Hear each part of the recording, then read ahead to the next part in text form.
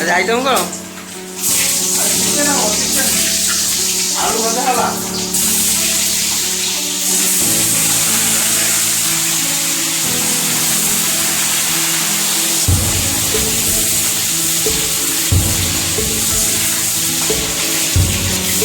ପିଆଜ କଟା ହେଇଗଲା ଚୁନା କି ଅଦା ରସୁଣ ପେଷ୍ଟ ହବ ସବୁଠି ଖାଇବା କଟା ହେଇଛି ଆଉ ଗ୍ରାଇଣ୍ଡର ଅଛି।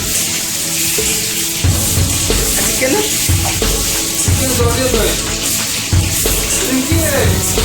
ଚିକେନ ଖାଇବ ଆମର ଚାକର ଅଛି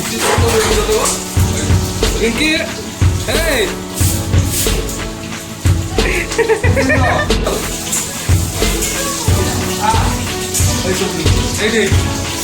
ତାର ଓଡ଼ିଆ ଓଡ଼ି ସବୁବେଳେ ତାର ସବୁବେଳେ ଓଡ଼ିଆ ଓଡ଼ି ପଡ଼ିଯାଉଛି ଆଉ ମାସ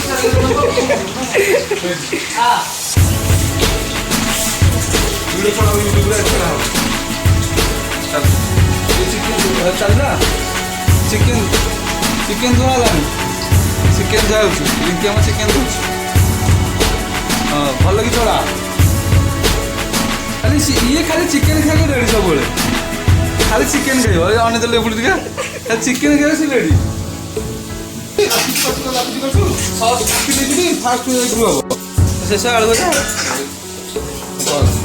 ହଁ ବା ଆଳୁ ଭଜା ଶେଷ ପିଆଜ ପଡ଼ିବ ଇଏ କାଲକାଟା ପିଆଜ ଏଟା ପିଆଜ ନୁହଁ କୋଉଟା ପିଆଜ କାଲକାଟା ପିଆଜ ଯେମିତି ଆମର ଚୁନଚୁନା ଏଟା ପିଆଜ ଚୁନଚୁନା ବୋଲି ଏ କାଲକାଟା ପିଆଜ ବେଶୀ ଚୁନଚୁନା ତମେ ଯାଇକି କଲକାତାରେ ଆଣିଲ? ହଁ କଲକାତା ହେଉଛି ଆଉ ପରମେଶ୍ୱର ଅଛି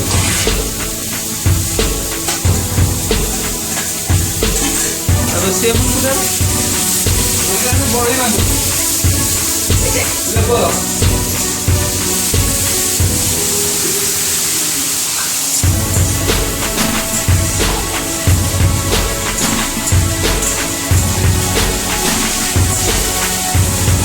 ପେଟ ଗରମ କରି ଖାଇଲେ ହଁ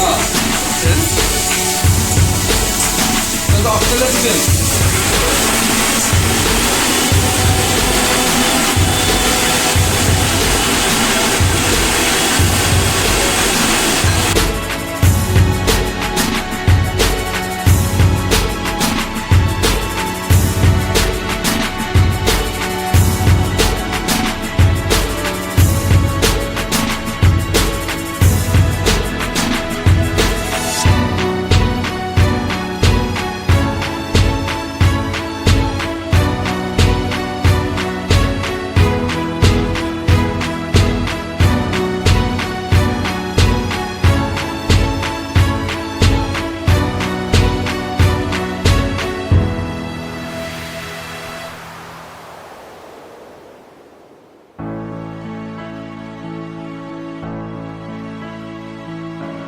ଚିକେନ ହଳଦୀ ଗୁଣ୍ଡ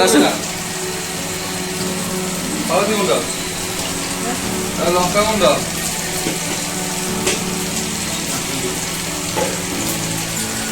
ଆଉ କହିବନି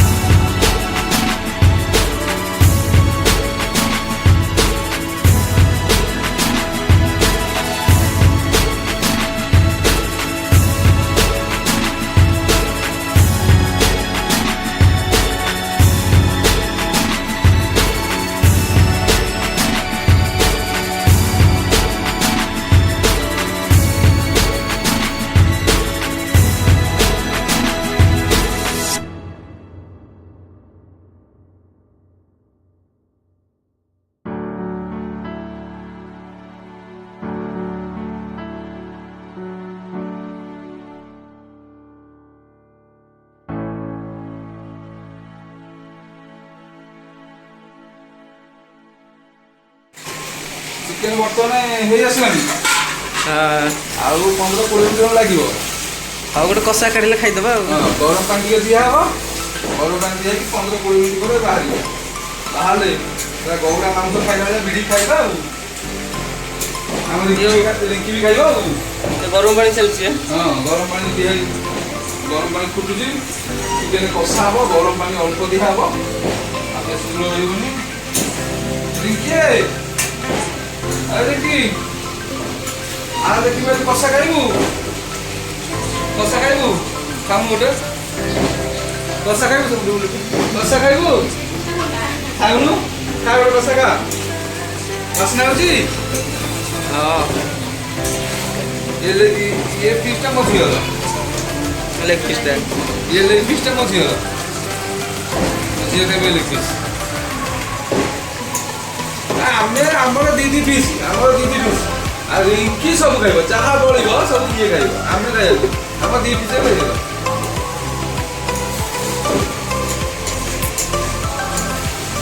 ପାଣି ଫୁଟିଲାଣି। ଆଉ 15 ମିନିଟ୍ ସରିଯିବ ଆଉ। ତମେ ଓଡିଆ ବେଳେ ଦେଖିବା ହବ ଆଉ।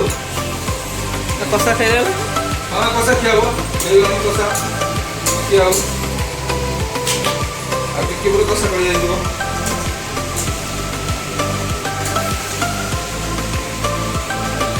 କାଢ଼େ ଖାଇବା।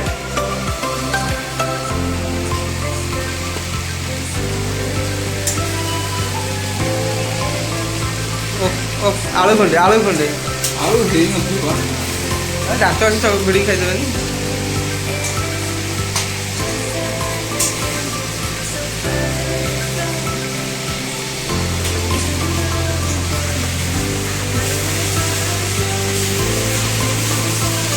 ଖାଲି କଷା ଖାଲି ତେଲ। ଖାଇଲେ ତ କାଢା ହବ ନହେଲେ ବନ୍ଦ ହେଇଗଲା। କାଢେ ପୁଣି ଗୋଟେ କଟା ହବ।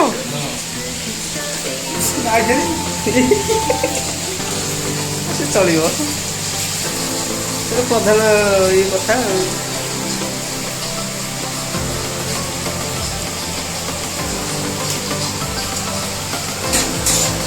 ଏଇନା ପାଣି ଦିଆଯିବ। ବର୍ତ୍ତମାନ ପାଣି ଦିଆହେଲା ଗରମ ପାଣି।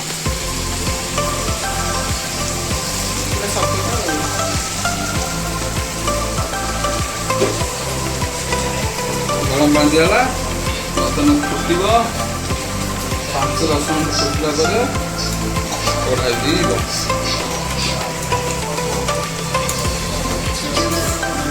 କଷା ଖାଇଦେବା।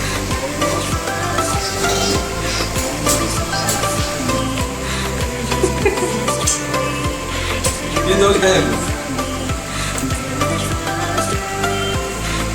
ଆଉ ହେଇପାରିଲା।